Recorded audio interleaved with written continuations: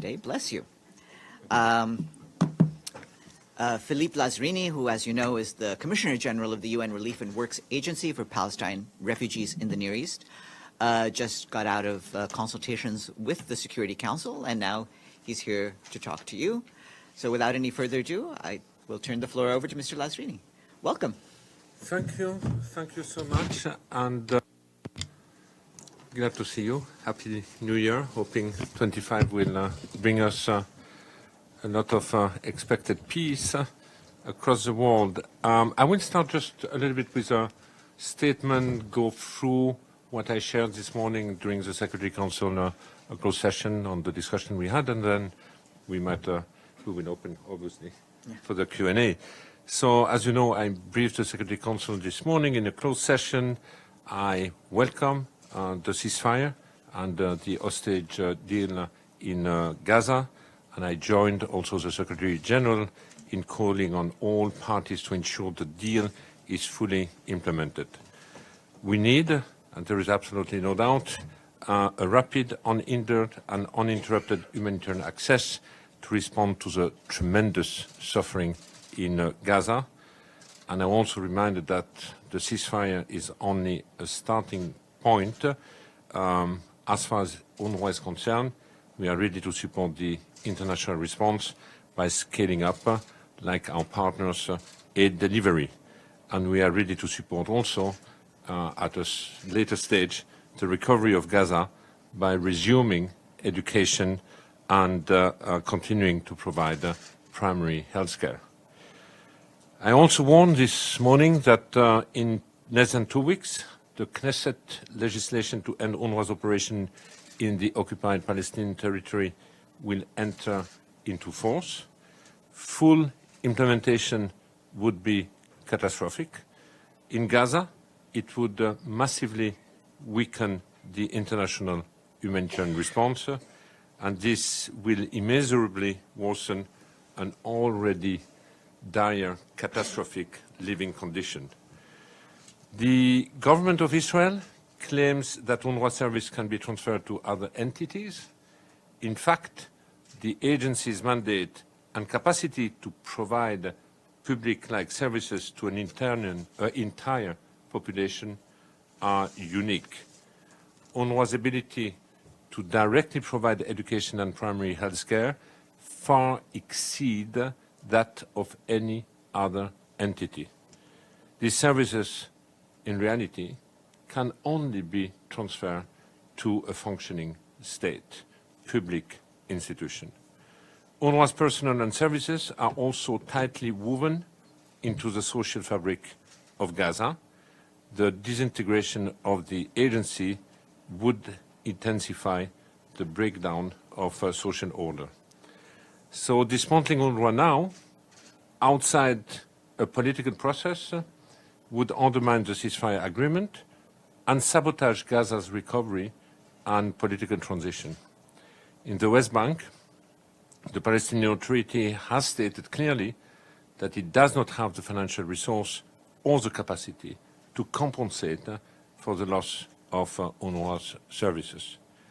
A chaotic dismantling of UNRWA will irreversibly harm the lives and the future of the Palestinians. And I believe it will obliterate their trust in the international community and any solution it attempts to facilitate. I also reminded the Council this morning about the fierce global disinformation campaign against the agency. As you know, and I said it many times here, there are intense diplomatic lobbying by the government of Israel, as well by affiliated NGOs, targeting parliaments and government in top donors' countries. Last time, I think I referred to the famous billboard and to the Google ad. I think you are all very much aware of this, and this is all paid by the Ministry of Foreign Affairs in Jerusalem, which, as you all know, has received a boost of $150 million to pursue this reaching out. I have also drawn the attention that all these campaigns endanger our staff in the occupied West Bank and in Gaza. where 269 colleagues as of today have already been killed, but it also creates a permissive environment for the harassment of our representatives wherever they are, including in Europe and in the United States. So I also said a ceasefire in Gaza must be followed by a political transition that includes an orderly conclusion of UNRWA's mandate and the handover of its public-like services to empowered Palestinian institutions. And this is the path now followed by the Global Alliance for the implementation of the two-state solution, which, as you know, is currently led by Saudi Arabia, by the European Commission, together with the League of Arab States. So I reminded that we have a clear choice to do.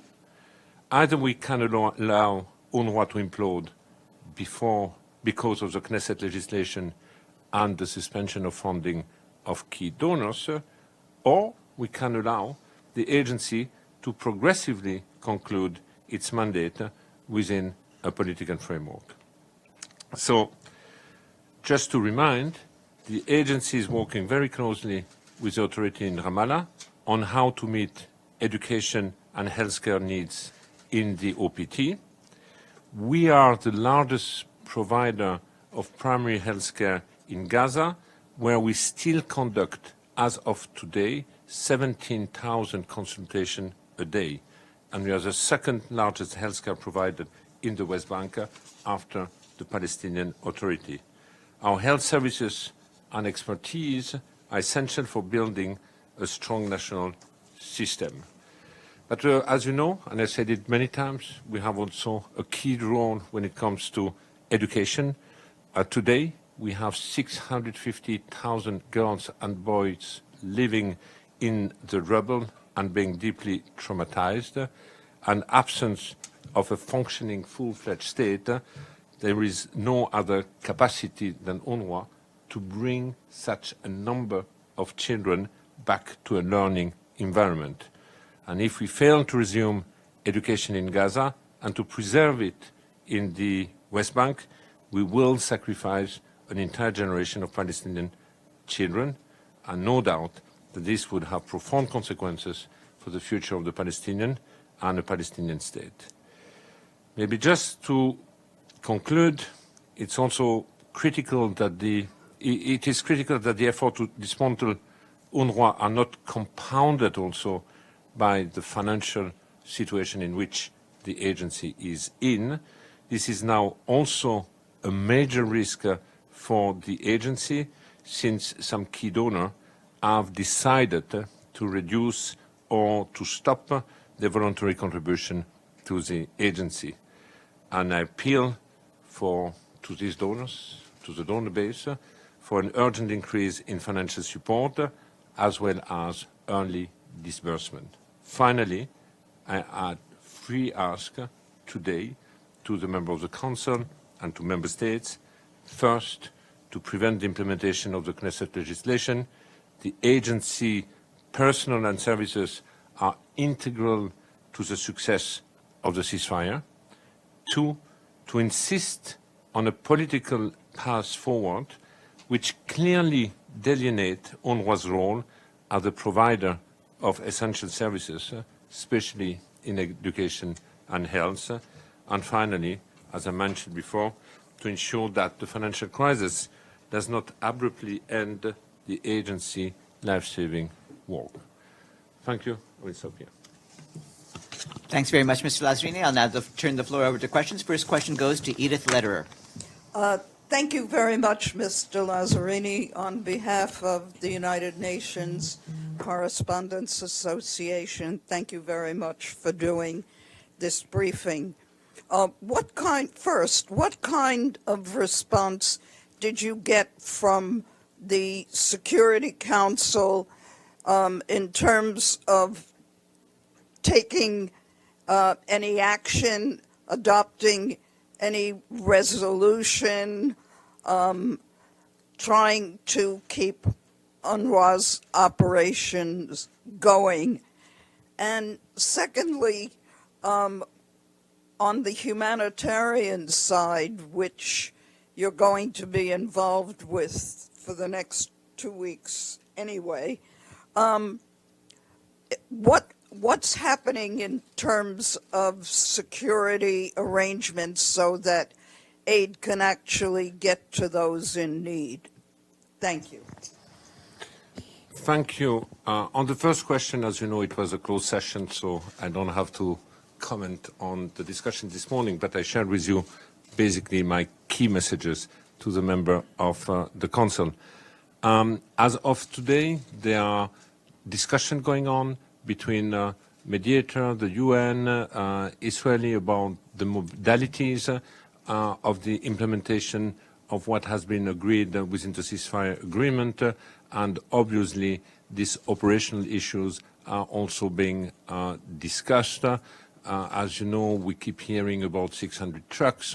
The 600 trucks, obviously, the UN will not be the only partner and actors bringing trucks into Gaza. There are high expectations that the commercial sector also does it.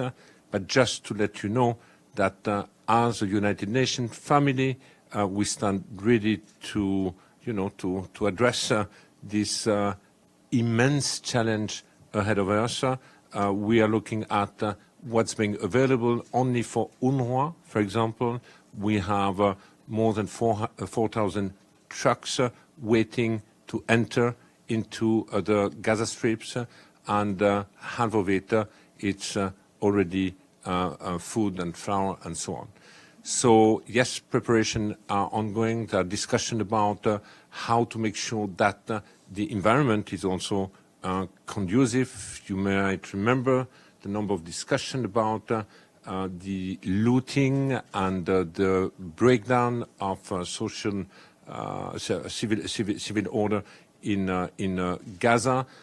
Part of it was also due to the scarcity of the goods being available.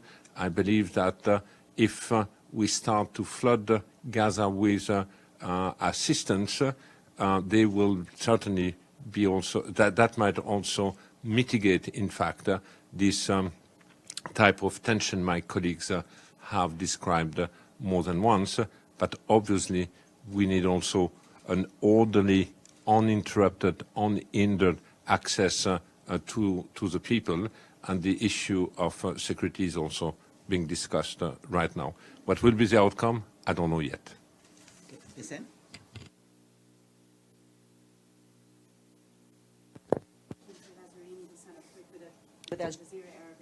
So you warn. Oops, I'm sorry.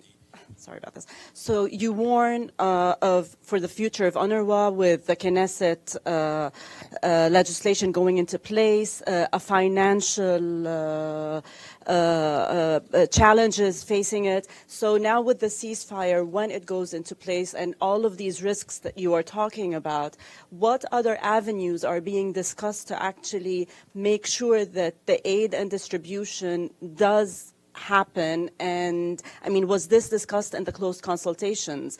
If after the legislation actually goes into place in a couple of weeks, and with all of these financial restraints, what are the other avenues for UNRWA and also for the humanitarian operation in general for Gaza?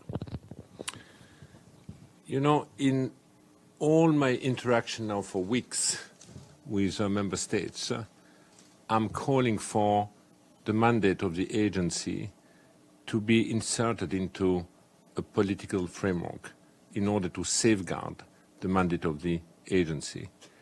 So in Oslo this week or today, I highlighted the importance that the role of UNRWA be acknowledged as being key for the success of the implementation. A few days ago, we didn't know about the ceasefire, but would a ceasefire be reached for the implementation of the ceasefire, which seems now to be the case, and we'll see as from Sunday. And beyond that also, to make sure that if with all the ongoing political discussion about reinitiating a process and a transition which would lead to a political solution, that the role of UNRWA also be acknowledged. And each time I bring to the attention of the member state the choice I just highlighted before, what do we want? Do we want an abrupt end of the agency and create a vacuum, a void, with all its political impact? Or are we committed to a genuine process with an orderly handover, which basically I'm trying to promote? Now, there are some questions I cannot answer today. I was very clear 2 days ago. The intention of the agency is stay and deliver. So the question, we have two Knesset bills. One Knesset bill says there will be no presence and activities of UNRWA in the sovereign territory of the State of Israel. As we know, for the State of Israel, occupied East Jerusalem is part of the sovereign territory of Israel.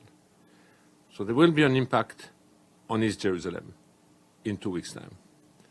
Then you have a second law which prevents any contact between Israeli officials and UNRWA officials. The law does not say stop the activity in the West Bank or Gaza, but prevent any contact. But de facto, if you have no bureaucratic or administrative relation, it makes your operational environment even more challenging.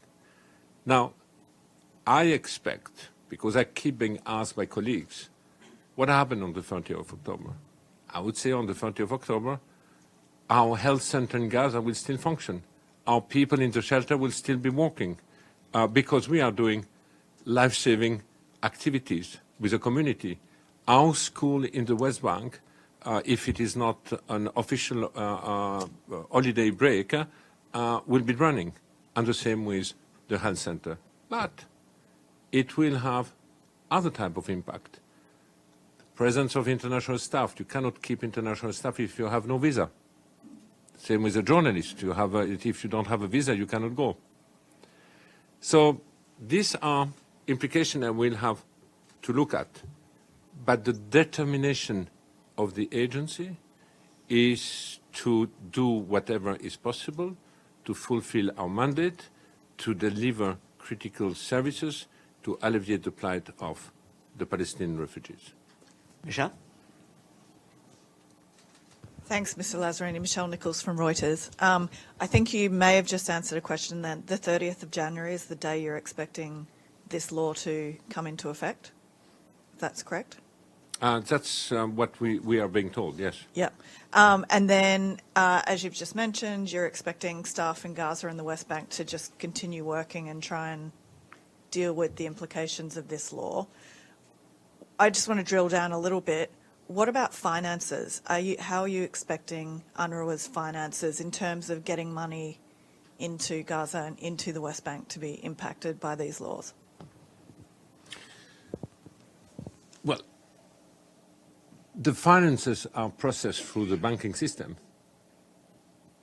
So our staff, all our staff have a bank account, and the salaries are being processed from the UNRWA bank account to their personal account.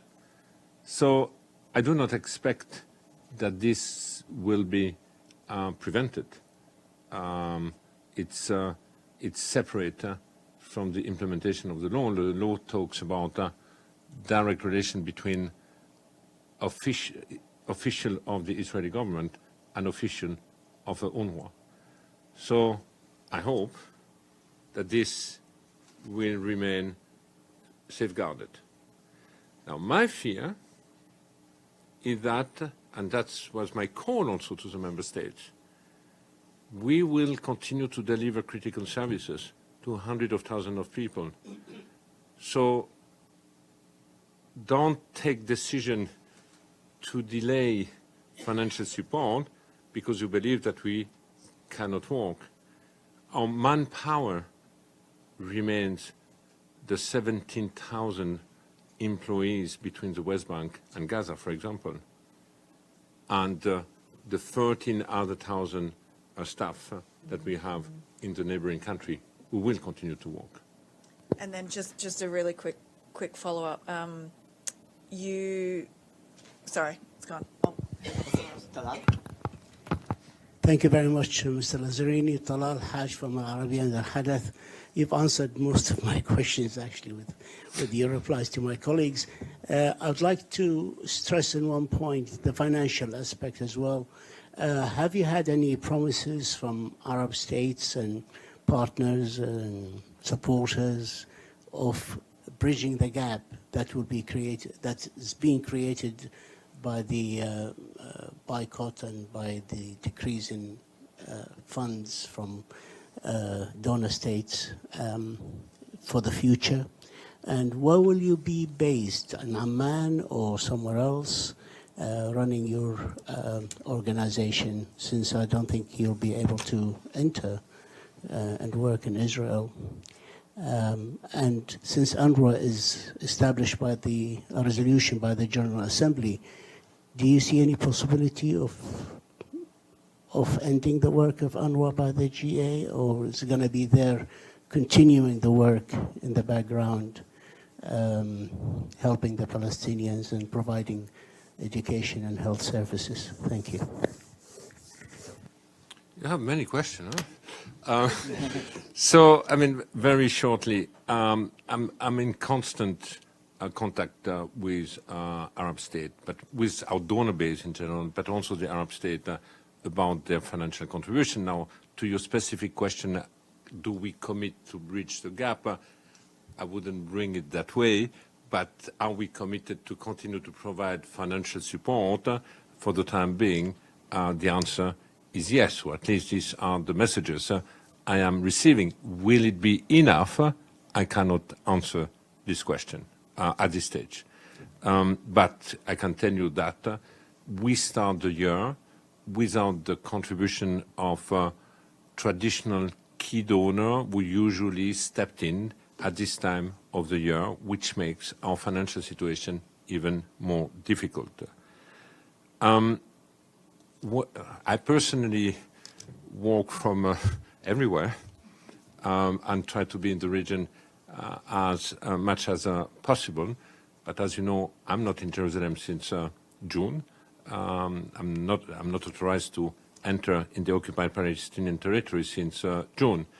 Now we will see with the visa of the remaining staff, and then we will have to look at what is the most logical place for them to continue to operate.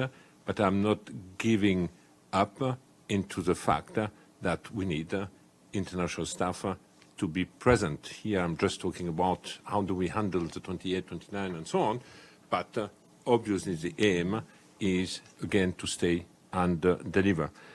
On your question about, UNRWA's mandate from the General Assembly, there was again a resolution in early December, in December, very strong support of the member states. Ending the mandate of the agency is GA, obviously, competency. I do not have the feeling that there are any discussion of this nature. But again, we should aim at ending the mandate of UNRWA by genuinely investing in a political solution so that we have a legitimate counterpart to whom to hand over in the future the activities, the workforce of the agency. Okay. Benny? Yeah, I have a couple of questions on the conduct of UNRWA. You were talking about. I have a couple of questions on UNRWA's conduct. You referred to it as disinformation campaign by the Israeli government and affiliated NGOs, which, by the way, in that case, they're not NGOs anymore. They have a name. Yeah, Government NGOs. There are many in Geneva. Yeah. Yeah. But beside Israel, allegations have been made in countries like, well, the United States, Switzerland, which I think you're familiar with, and others. Rather than addressing them, it seems to me, UNRWA has been talking about disinformation campaign. And more specifically, which is my second question, there was a list of allegations that was made recently by an NGO called UN Watch.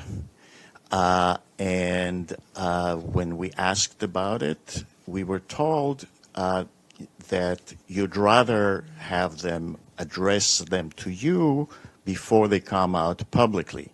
However, according to UN Watch, they sent you a few letters asking to meet, as well as Hillel Neuer, the director of UN Watch, made public videos on X asking you to meet with him, which was that request was denied. Can you address those two questions? Yes. On the first question, the allegations you refer to are always the same. They pop up in the US, in Switzerland, or in other countries, but the source is always the same. So it's not multiple allegations. They just have an echo and traction from the same source. Now, as an agency, I have always been clear. Any substantiated allegation with substance will be investigated.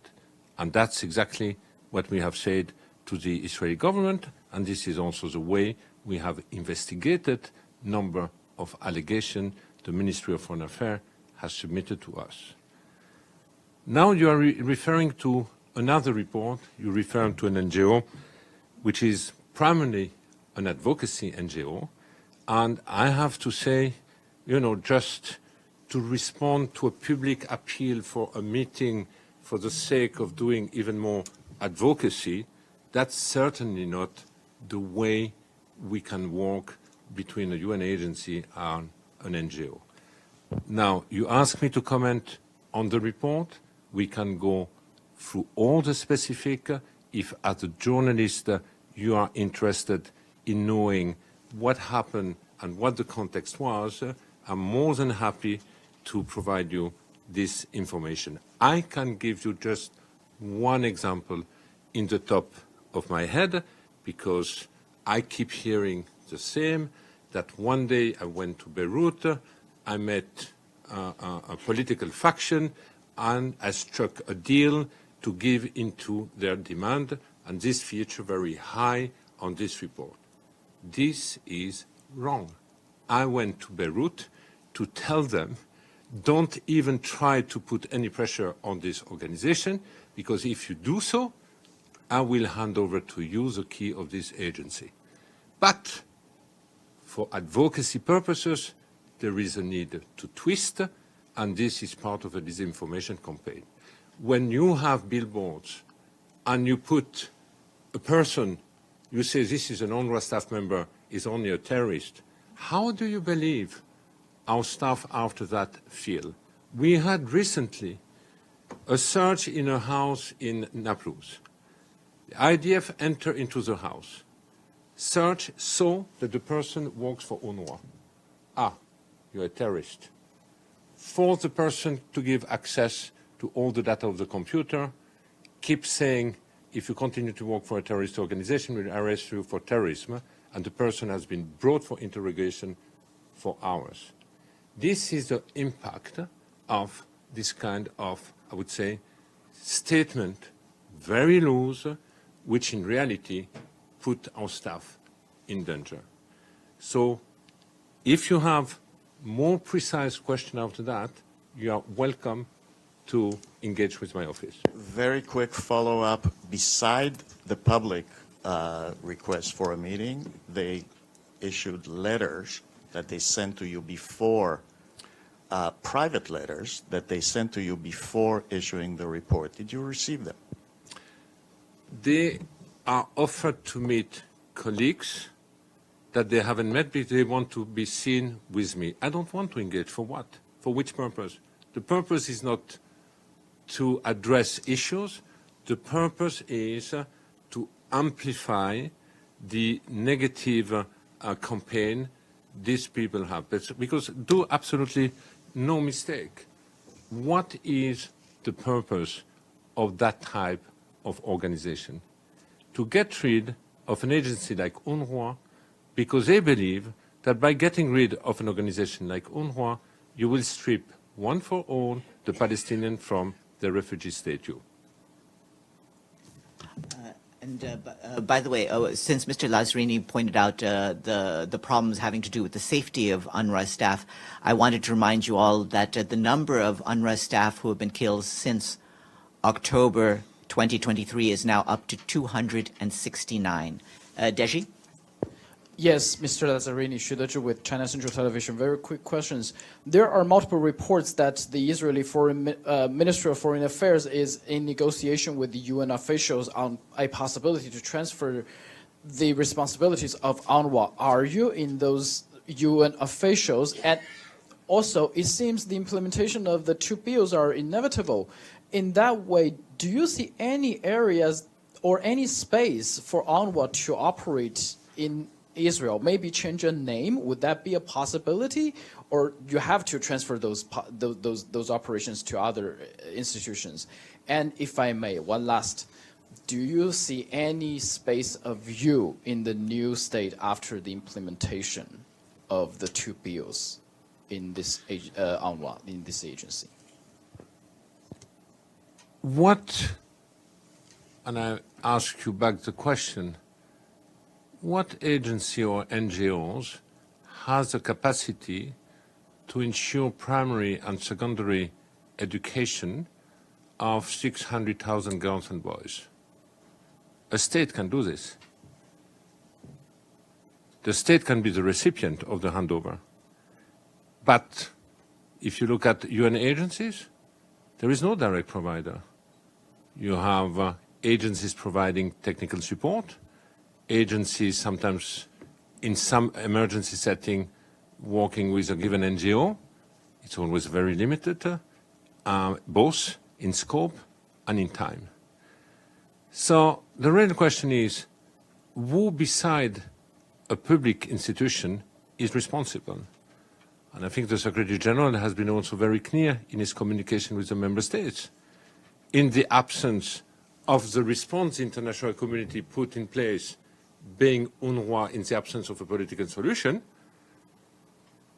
it will be the obligation of the occupying power to provide, if they prevent us to provide these services, to provide these services. But there is absolutely no other UN agency geared to this type of activities. There is no UN agency having a workforce of 15,000 teachers, for example, and you have to follow the curriculum of the country where you are. So I don't know what the other agency would be. If the discussion is about can an agency bring more food, yes, an agency can bring more food, no doubt. Can an agency take over the public-like services of UNRWA? My answer is no. But a functioning Palestinian state, functioning empowered Palestinian institution could take over, no doubt about this. Just on to your first question, I'm not aware. I read the same report than you. I asked colleagues. My colleagues are not aware too. So I don't know where this report is coming from. But I have no doubt that there are many, many discussions taking place.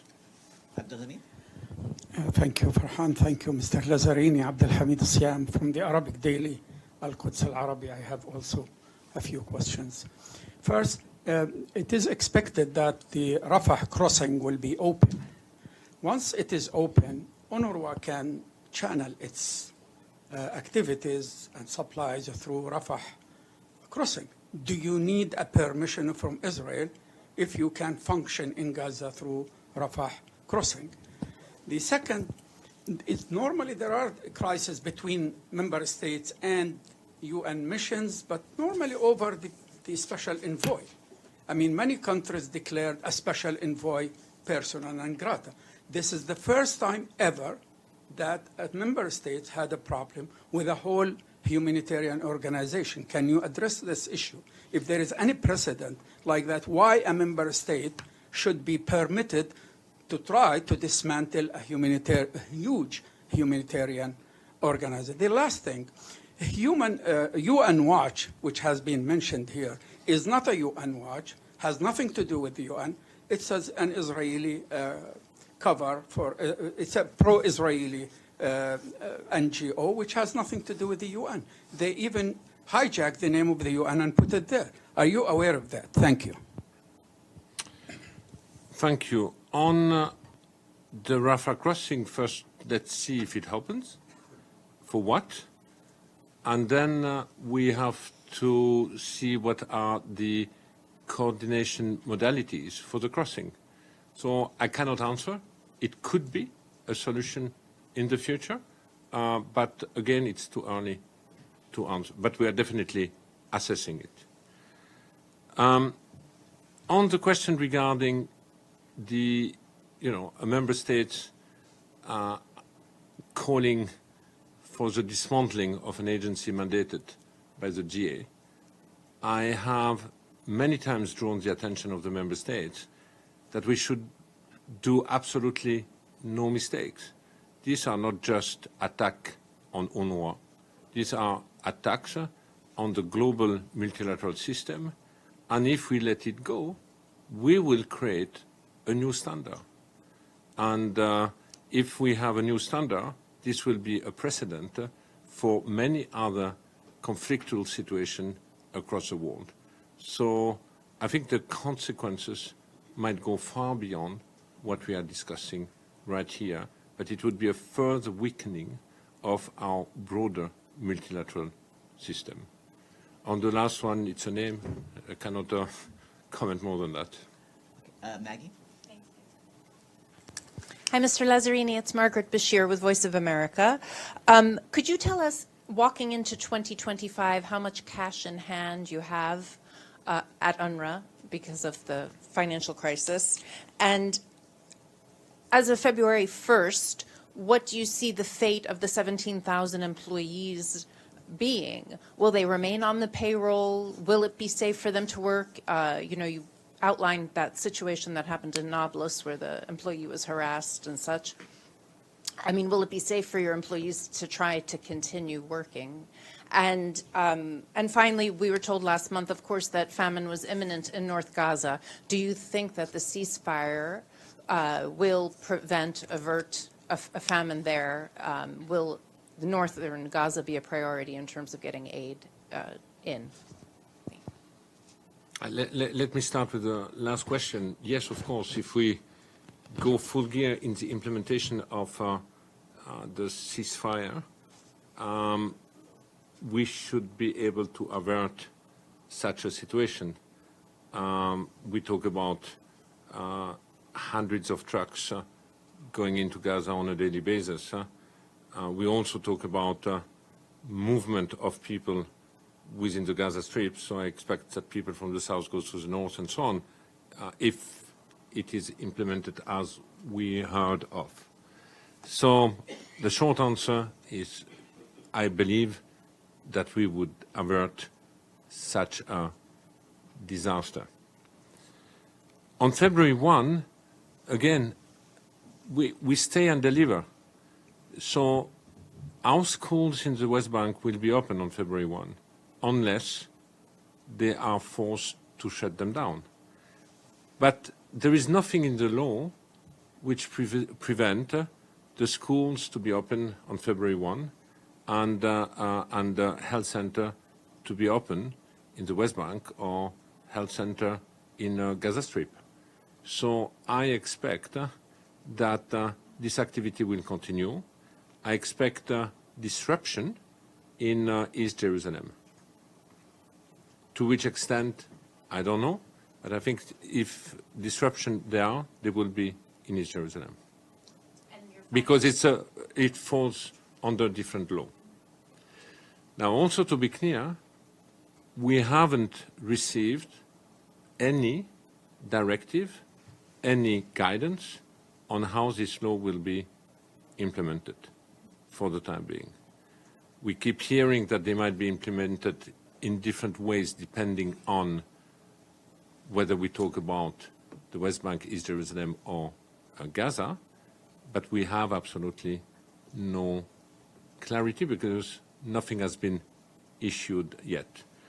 On the finance, we will be able to process January. We don't have enough for February for the time being, so I'm reaching out a number of member states. So the first quarter, which normally and traditionally is a quarter where we should not worry at all, is already under huge stress. Now, the exact situation, I have to look at the various portal. I don't have them with me right now. But on the salary, I cannot tell you that we have the resource to process them in February at this stage. Ephraim? Thank you so much. Ephraim Kosaiti from Arab News Daily. I have two questions, please. The first one about the family archives that UNRWA has brought to safety, to use your words, and has been digitized. First, can you tell us where have they been brought physically? And second, what is the significance of this move in light of all the attacks on UNRWA, and also in light that these attacks have been accompanied by statements from the most extreme elements in Israel saying there's no such thing as the Palestinian people. We're even hearing about ethnic cleansing being called for, frankly. So what is the significance of these archives being brought to safety? I think it's an immense significance. It's we have saved a large part of the history of the Palestinian refugees since 1948. We talk about 30 million documents which basically now have been archived, digitalized. It is true that many of these archives were also in Gaza. They were in Gaza when the war started, and that we succeeded to bring all these archives of the Palestinian refugees back to safety. It has taken quite a lot of time, a lot of courage also of many of our colleagues on the ground, but they have been brought to safety and they have been digitalized. The second one, you just called the attack on UNRWA as also an attack on the global multilateral system. When we speak to member states here from donor countries, including the EU and the US, they all say UNRWA is the backbone of humanity. They repeat what you say about the importance of UNRWA, but then that is not followed through at all by any levers to try to make this situation stop. So would you say they're undermining the system upon which their own countries are based? I mean, how do you address this issue, this discrepancy between affirming that UNRWA is important but zero lever on Israel to stop its attack on the organization? I think you can ask the same question about the importance of international humanitarian law and the blatant and constant disregard of the same law. You can ask the same question about resolution or rulings, resolution of the Security Council or GA, and disrespect. You can ask the same question about ICJ ruling, and so it's obviously frustrating, and sometimes one would expect that action gives a meaning to, ending impunity. What we have witnessed is an extraordinary crisis of impunity to the extent that the international humanitarian law is almost becoming irrelevant. Irrelevant if no mechanism are put in place to address the violation. Dawn? Thank you, Farhan. Hi, Mr. Lazzarini. Dawn Clancy with IPS News. I have two questions for you.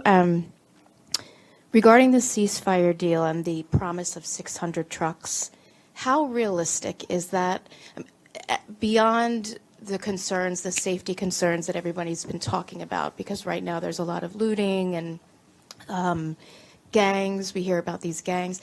How realistic is 600 trucks a day, given everything that's been going on in Gaza and the humanitarian systems or, that have been destroyed or are not currently working?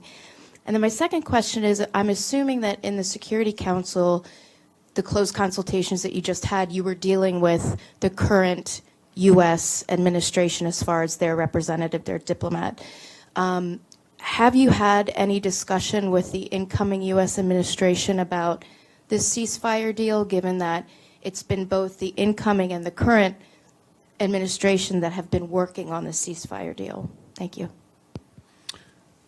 Thank you. How realistic? It's doable, but it's unrealistic to believe that the 600 truck would be brought only by the UN or humanitarian organization. The 600 would be realistic if you let the commercial flow go into Gaza. And if you look at the existing logistical capacity within Gaza, obviously it's more limited than the 600 truck. So to make it realistic, that means trucks coming from neighboring country would come and go directly to destination. So that's the way to do it. Will we have 600 trucks on the first day? I don't know. Your assumption is my assumption. But a target now has been given, and I really hope we reach this target be reached. But again, it cannot be just delivered by the United Nations. No way. So if that's the expectation, we won't. But if the expectation is a collective one with a commercial one, that's what prevailed before the war. Before October 7, you had an average of 500 trucks, more or less, entering into Gaza. Second question, it's your assumption. What I can tell you is that today, yesterday already, but today again, there are discussions between the parties, the sponsor, and the UN about how operationally do we make it happen as from a Sunday. And if I can just follow up, you mentioned the commercial trucks. I've had a hard time understanding. There's reporting that commercial trucks into Gaza has slowed down. It's dipped quite significantly. Yes. I was just wondering if you could put that into context, what that means. I mean, I understand the less goods you have coming in, the less aid. But what is the significance of these commercial trucks? Well, the significance is to allow people to have access to an affordable market, and not to rely only and exclusively on direct humanitarian assistance. And the direct humanitarian assistance, anyway, is very much limited on the scope of goods being brought into Gaza. So if you want to enlarge this, you need to give space for a private market to re-emerge. And if we want to have a lasting impact, we definitely need the commercial. Yes, please. Thank you, Farhan. Thank you, Mr. Lazzarini. I'm Carrie Norton from Radio France Internationale and Le Monde. I have two questions. Let me ask them one by one. The first one is a follow-up on Maggie's question about money and budget. We've been told that a lot of donors came back last year. The EU came back. We know that the US Congress definitely blocked it for a year. Switzerland didn't renew its financing. But can you tell us which other big donors are still missing? And do you see new dynamics in place? Like, do Arab states, are they willing to finance more, for example? You refer to January last year, when we had the horrible allegation about the staff who were accused for having participated to the October 7 attack, and that triggered immediately a suspension of 16 donors, you might remember. And at that time, an investigation on the allegation was put in place, plus also a review of all the oversight mechanism of the agency, the famous Catherine Colonna report. And most of the donors, almost all the donors, in fact, except the US, decided to unfreeze their contribution to the agency. And it is also true that last year we had a higher contribution from the Gulf countries than previous year. And last year also we had an extraordinary, I would say, support from private donor, which was quite unprecedented in the history of the agency, which was an indication also of the solidarity of the people. Now we have the US, indeed, which has frozen, and I have no indication that this will be unfrozen. We have also another country, Sweden, which has taken the decision in December to suspend the financial contribution to the agency. And we have heard the Dutch Parliament, which have taken decision that within a time frame of 4 years, they will, year after year, decrease their contribution. Switzerland has not yet taken a decision. They have provided 10 million Swiss francs last year, and there are still ongoing discussion right now. And my second question, thank you for these precisions. My second question is, like, you've been talking about the role of UNRWA being acknowledged in a political process. To your knowledge, in the discussions which are currently ongoing right now for the ceasefire and the release of the hostage, is there any mention of this political process and the future of UNRWA? This discussion have taken place more within the framework of the initiative on the Global Alliance for the Two-State Solution right now, where UNRWA has now been invited during each of the meetings. I think there have been 3 or 4 since it has been put in place in September.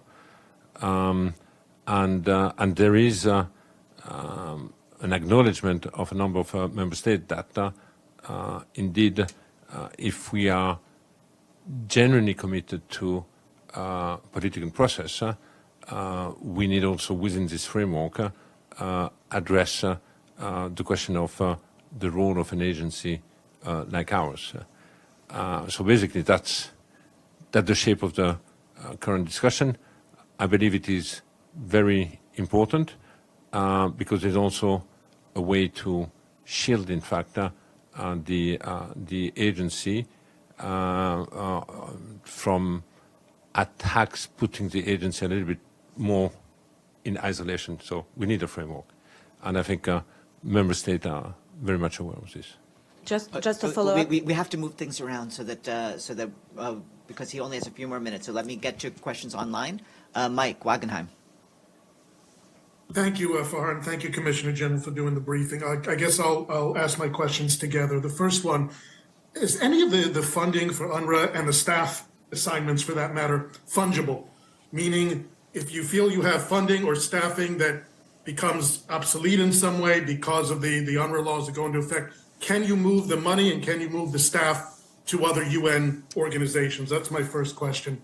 The second question is, and I'll preface this, I'm Israeli, but I don't take a check from the government. I have my own criticisms of the government.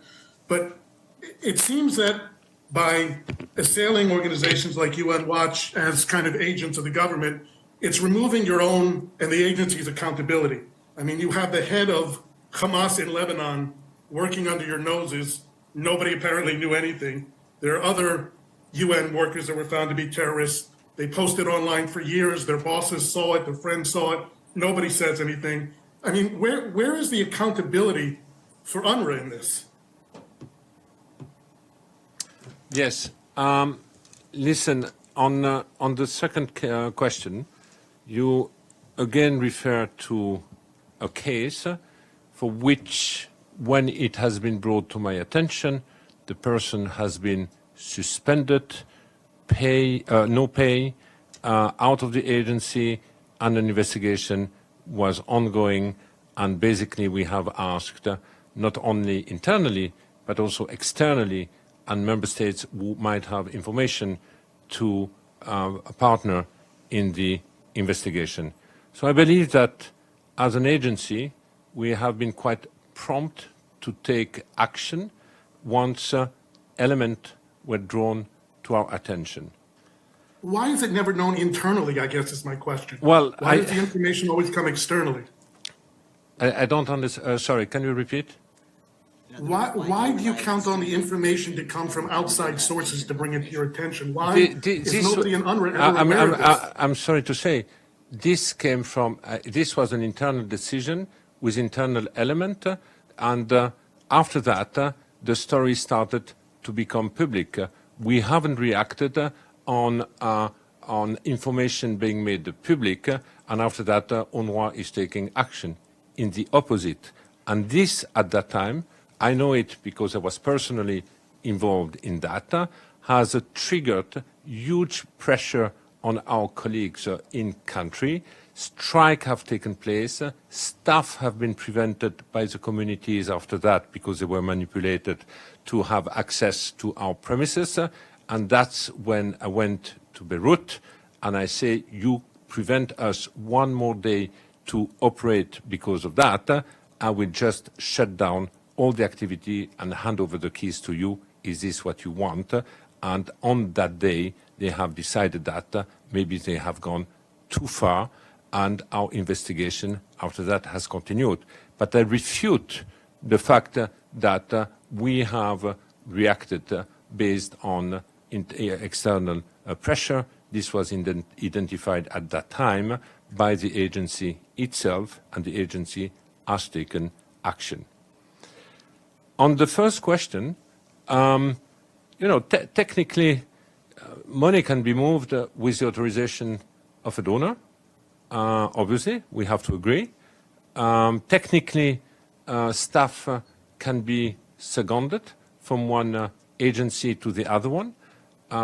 We are looking with our sister agencies at ways, in fact, at making sure, I mean, for example, I'm looking at sometimes seconding some function to make sure that the activity can properly continue, but from a different agency. So all this is doable, but needs to be looked at case by case. Thank you, Commissioner General. Do you have time for any more questions? I don't. I look at my colleagues. Maybe one more. Okay. All right. One more. Joe. Yeah. Just quick, because he has to be on the move. Joe. Very quick. Thank you, Joseph Klein from Canada Free Press. Sir, last year you stated that membership in any militant or armed group or entity is prohibited for UNRWA staff. Are you prepared to say that Hamas falls into that category of a militant or armed group or entity? And if so, what efforts internally has UNRWA taken to screen its mostly Palestinian employees, including checking social media, to weed out any such member of a militant or armed group or entity? Thank you. At the beginning of the question. So, I mean, does Hamas count as a militant armed group? Hamas has a militant armed group, no? Well, it's not up to me to characterize this, but it depends. Some country would characterize with a militant armed group. Other country will characterize as terrorist organization. What is the question? How would you characterize it, sir? How do you screen people, UNRWA staff, in terms of Hamas membership? How would you characterize Hamas, sir? That's my question. I characterize the way the United Nations characterize. So you don't consider it an armed or militant group in which UNRWA staff would be an official of the Hamas or an armed Hamas militant has nothing to do with the United Nations and nothing to do with the UNRWA. So if your answer is, do we characterize? In that case, yes, we would characterize. You do characterize Hamas as a militant or armed group. No, so, that's not what I said. You are twisting. I'm sorry. You are twisting what I am saying. Okay. Please clarify. I'm sorry. I am just saying that if a person is a known member of any armed militant group, including a Hamas, Jihad, or any other Palestinian faction armed group, this person has nothing to do with the United Nations, has nothing to do with UNRWA. This is what I said. All right, thank you. All right, and one clarification in case it wasn't in case it wasn't clear is just regarding Mr. Lazzarini's movements. He has been unable to enter Gaza since March of 2024 and has not had a fresh visa since, I believe, June of 2024. Thank you for the clarification. In my head, it's January, so... Oh, okay. Thanks very much, Mr. Lazzarini, and thanks for all the time. Thank you. Have a good afternoon, everyone. Thank you.